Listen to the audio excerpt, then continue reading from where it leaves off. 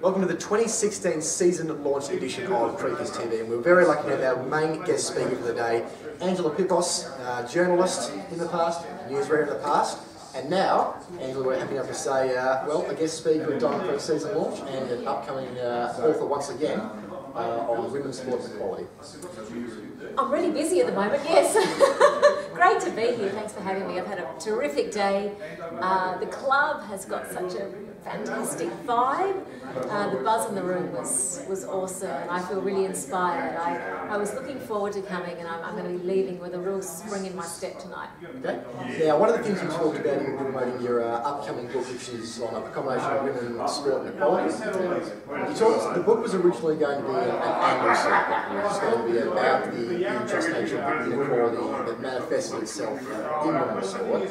But you said it's now become, over the course of time, a more positive one. So my question to you is, how much does the book still need the anger? How much does it need the positivity? Okay, so 2015 was a turning point for women in sport in this country. So many great things happened. The Matildas, Diamonds, Michelle Payne, the Southern Stars, the AFL is bringing the National Women's Comp forward 3 years, the Women's Big Bash, so many great things happened. So I guess that's taken some of the anger away from my book. But I guess where the anger is I need to explain why we got to this point where the Australian sporting landscape was so uneven. And so it means talking about outdated attitudes that hold women back, not just on the field, but women in the media, women going into the boardroom. We've all suffered as a result of these old ways of viewing women and men. And society will be a much better place for women and men if we could just unshackle ourselves from these stereotypes that hold us back. So the book has to have that. It has to talk about the history of women's involvement in sport and the sexist attitudes, and also the sexploitation that women have had to get their gear off and do nude calendars just to get some promotion of their sport. So all of that gets covered. And also, you know, the pay situation, the lack of media coverage, the lack of sponsorship, all those big themes are in the book. But I'm really pleased that most of the book is uplifting because we are heading in the right direction, and although the pace of change has been slow, it's picking up a bit now because of that shift in the mood around about the year 2015. Now, what would it mean to you having a women's AFL competition down the course next season? You did mention in your speech today at the season launch about the importance of men getting involved. So what would it mean, not only in Australian sport, but Australian society, if we would have the country's most popular game on the same level for women now as it is men, but also backed by men, happily backed by men, not men just worried that they won't get left behind. Men who want to see. To reach true equality, you have to have men with you. It's as simple as that.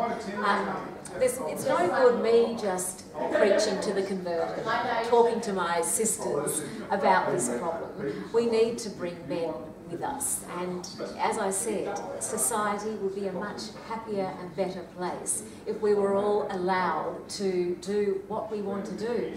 So, you know, daughters, our daughters, speaking metaphorically, should be able to play football, you know, and not wear pink. And when that child is born, maybe buy that child a card that's not pink.